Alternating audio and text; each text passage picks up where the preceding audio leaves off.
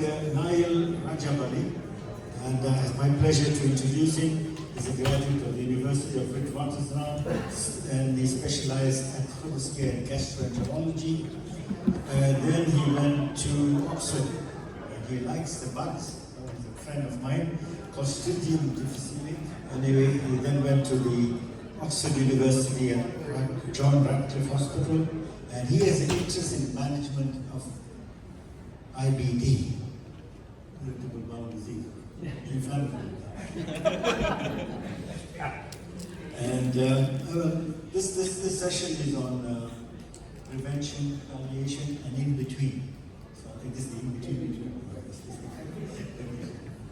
أعوذ بالله من الشيطان الرجيم بسم الله الرحمن الرحيم اللهم صل على سيدنا محمد وآله وسلم رب اشرح لي صدري ويسر لي أمري واحلل عقدة من لساني يفقهوا قولي السلام عليكم ورحمة الله وبركاته Thank you very much for attending and this is also extended between you and dinner here, but I've got news for you. If you do not score above 50%, then we will do that. So, the format of my talk is really to highlight some clinical cases that I've come across and show you some endoscopic images and short clips, ask you some multiple choice questions, and then have a brief discussion on the relevant topic. So, please scan the QR code that you see here. There's no download needed. You just will go to the question and session on Slido. Give you a minute or two. If your phone switches off, you just have to do the same process again. You will have to put an ID, so if your knowledge on GI is not very good, I suggest you keep yourself anonymous.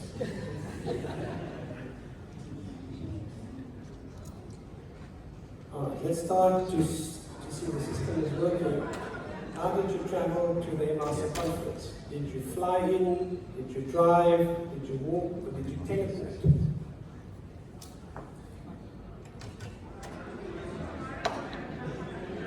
Let's see, there's some special people here in the audience. That's great. I think it seems to be working.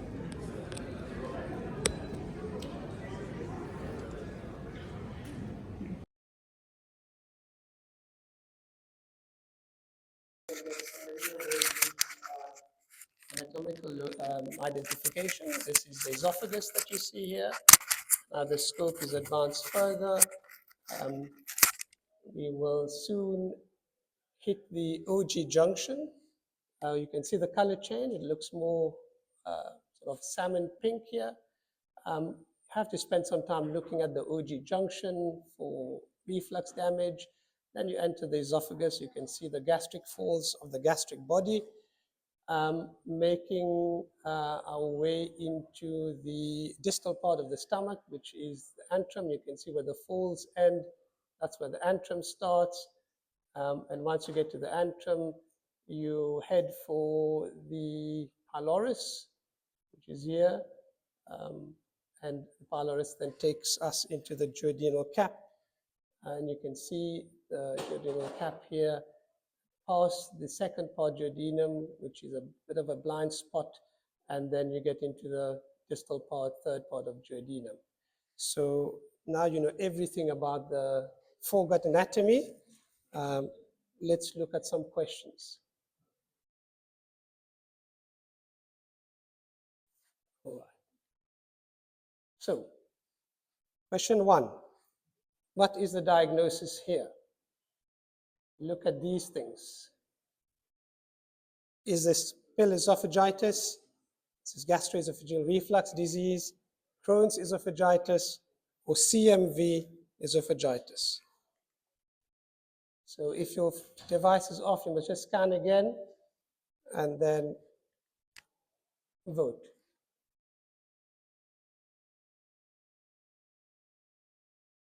This should really take you guys 10 seconds to vote now. You want to see the picture again?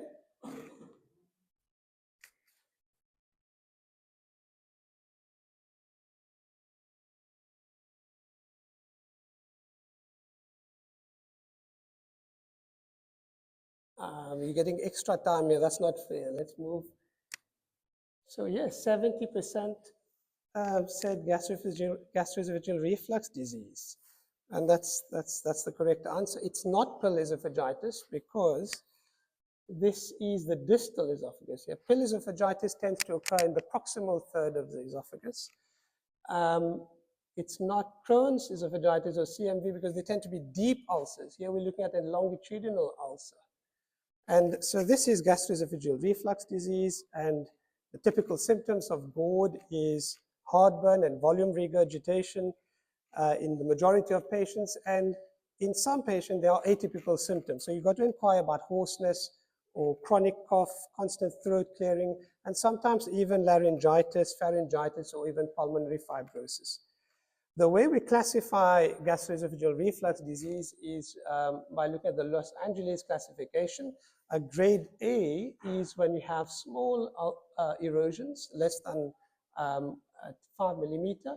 Grade B is when there are longer erosions, more than 5 millimeter. Grade C is when there is more widespread ulceration and there is bridging between the two ulcers. And then grade D is when there's circumferential ulceration with stricturing. So look at this classification and then tell me what grade are we seeing in this previous patient?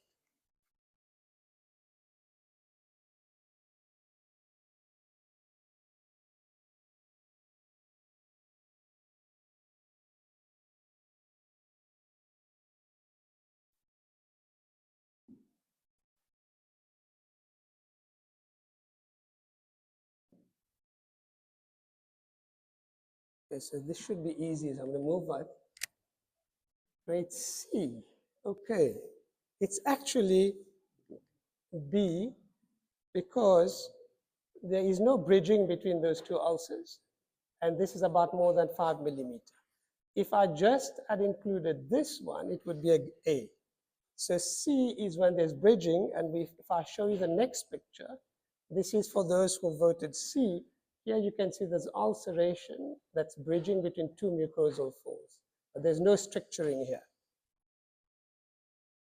So what are the potential long-term complications of gastroesophageal reflux disease? Is it stricture formation, Barrett's esophagus, adenocarcinoma of the esophagus, or all of the above?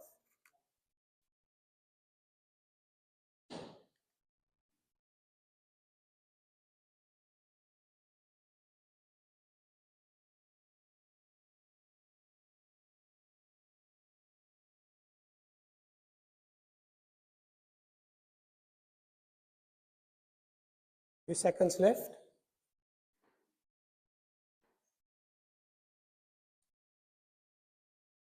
Let's see what all of the above. That's the correct answer.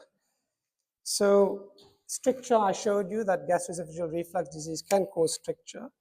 Adenocarcinoma is the most feared complication of gastroesophageal reflux disease, presenting with dysphagia, weight loss, and anemia.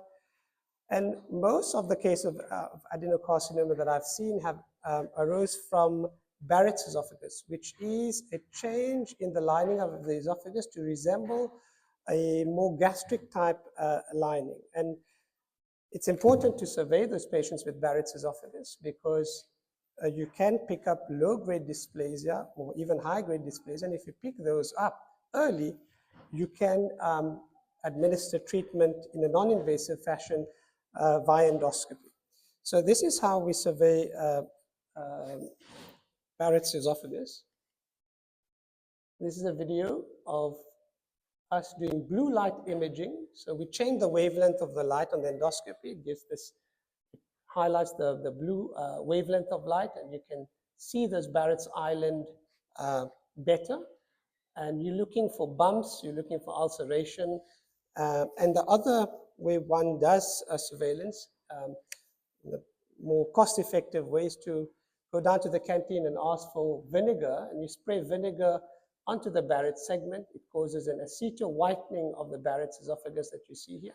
But if you focus on this area here, there's a bit more redness. And if we target our biopsies in this region, it does show low-grade dysplasia.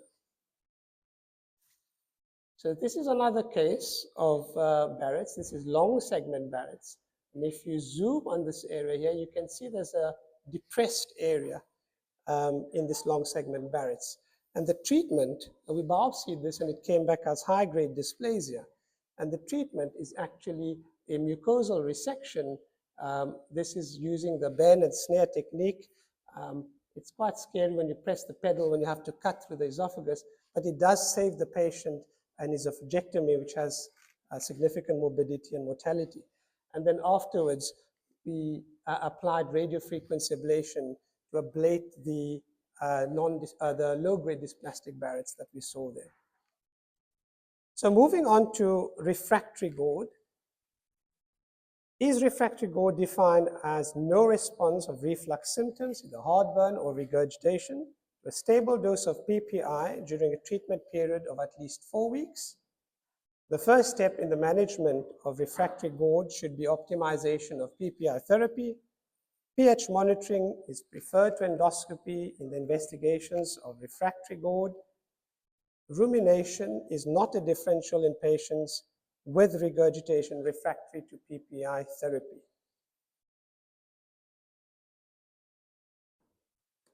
Let's see how you do on refractory GORD.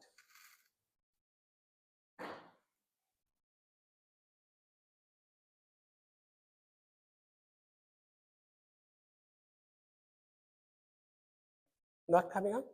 You must rescan.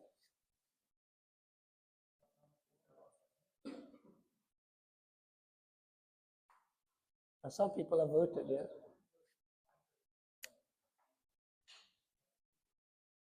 All right, but you guys all said the first step was optimizing PPI therapy, right?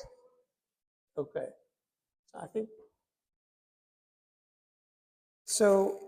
Refractory GORD is defined as persistent heartburn and or regurgitation despite an 8 to 12 week course of double dose PPI therapy, not 4 weeks. And optimization of PPI therapy is the first step in the management of refractory GORD. And one needs to check compliance. PPI should be taken half an hour to an hour before the first or the last meal of the day. And one may need to increase to twice daily dosing if the patient is still symptomatic on single dose. Refractory GORD, you may want to perform an endoscopy after a PPI holiday if your patient can tolerate that. That might increase the yield for identifying erosive esophagitis or help you determine if there's an alternative diagnosis like eosinophilic esophagitis that could be causing the symptoms. The diagnosis of refractory GORD would be confirmed if there's erosive esophagitis, grade C or D, or the presence of Barrett's esophagus. And really, pH monitoring becomes relevant in patients who are on PPI and who have an established diagnosis of GORD, but their symptoms have not responded adequately to twice daily PPI therapy. So you want to determine if there is acid or non-acid refluxate. It's important to distinguish regurgitation from rumination, which is a functional disorder characterized by effortless food regurgitation during or soon after eating. And typically in patients with rumination, they chew, they swallow, and then they re-swallow, and they bring out the regurgitated material, and surgical treatment is not recommended for patients with rumination. So let's move on to PPIs. PPIs inhibit the H plus potassium ATPase pump in the chief cells of the stomach. PPIs do not cause mucosal changes in the gastric mucosa. AstraZeneca settled a $425 million lawsuit for claims about Nexium causing kidney disease. PPIs do not interfere with B12 absorption.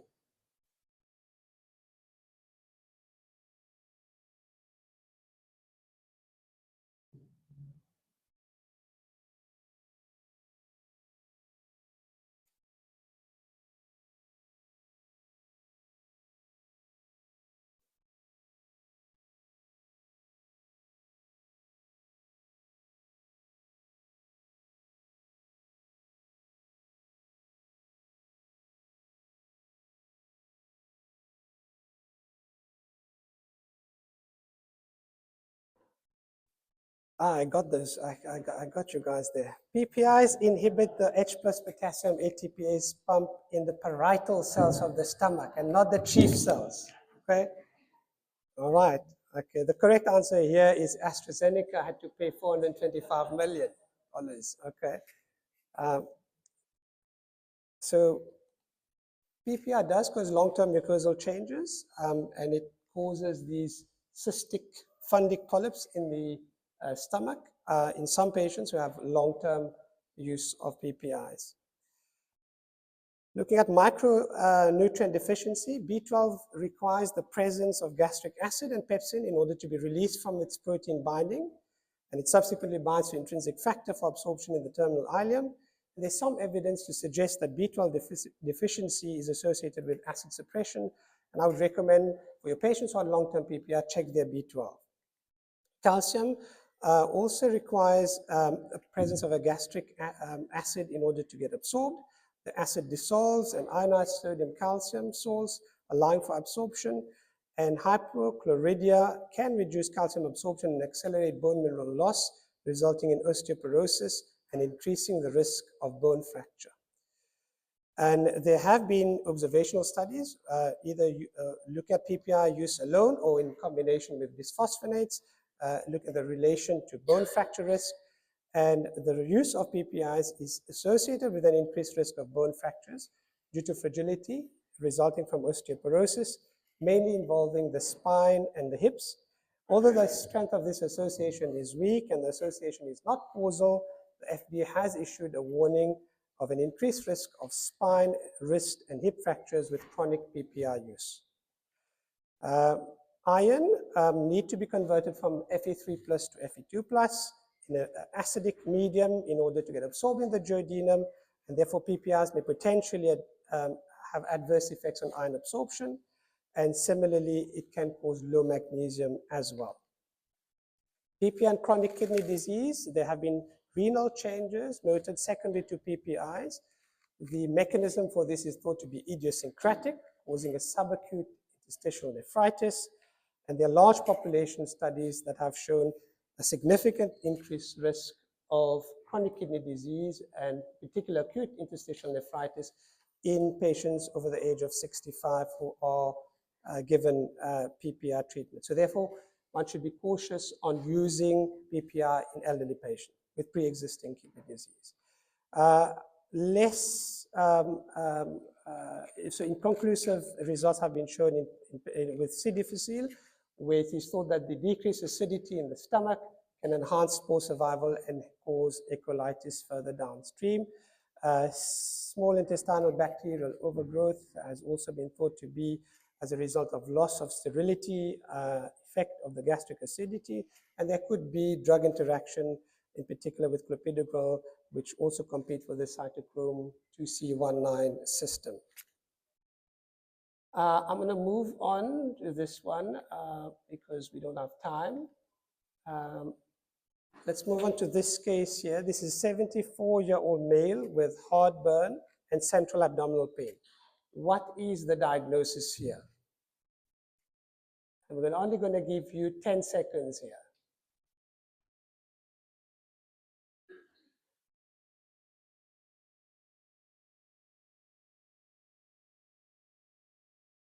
Well done. Okay, the diagnosis is indeed gastritis and ulceration. So this was an H. pylori-associated gastric ulcer with a background of gastritis. So which statement about Helicobacter pylori is incorrect? The urease test has a sensitivity exceeding 90%. False positive tests can occur in case of bacterial overgrowth. H. pylori has been associated with gastric cancer. Resistance pattern to antibiotic treatment has remained stable.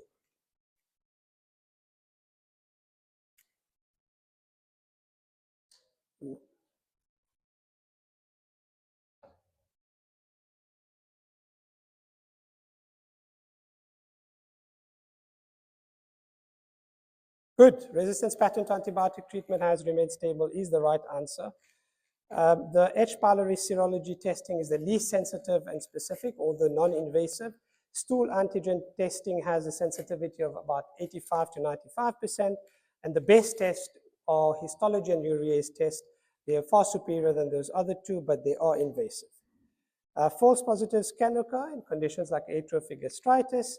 False negatives can also occur in cases of acute GI bleeding or if there's been a partial gastrectomy. I'm not going to go over the H. pylori treatment. You can get that slide from me. But suffice to say that Helicobacter pylori resistance is increasing, and there's rates of over 20% noted in some European countries. So with this case, I gave the patient triple therapy for 7 days and then brought the patient back at PPI for 2 months. And what else would you do here? Would you check eradication completeness with serological testing? Would you reassure and discharge? Would you repeat gastroscopy after 2 months? Or would you eradicate Helicobacter pylori empirically for the partner?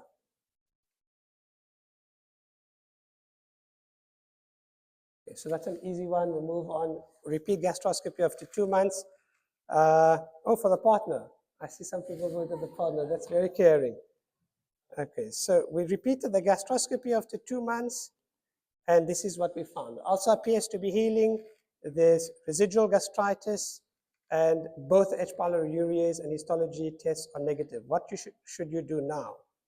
Continue PPI for another month and then stop CT abdomen, empiric trial of bismuth, quadruple therapy, or request culture for H. pylori and gastric biopsies.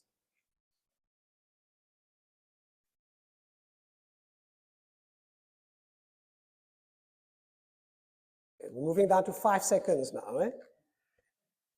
CT abdomen. So that is the correct answer here. So we did a CT abdomen and we continued the PPIs and brought him back after a month, in fact. So this is what I find after a month. The gastric ulcer is persisting. There's now sort of a donut appearance. There's another large ulcer in the body. What's the next most appropriate investigative modality? Repeat CT abdomen with contrast, call the surgeons for laparoscopy, endoscopic ultrasound, or gastrin level.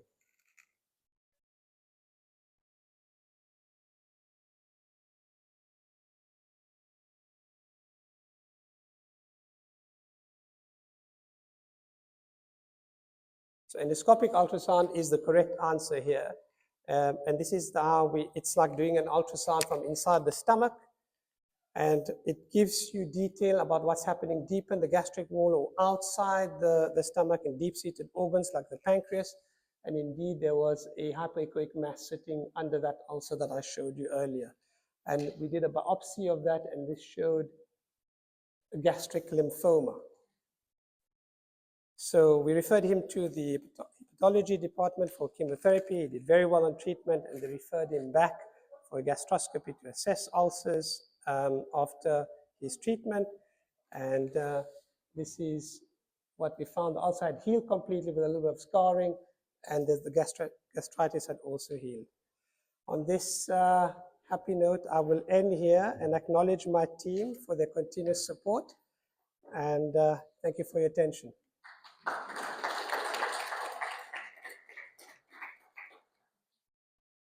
Thank you very much, Naayil. Did the class pass? Or?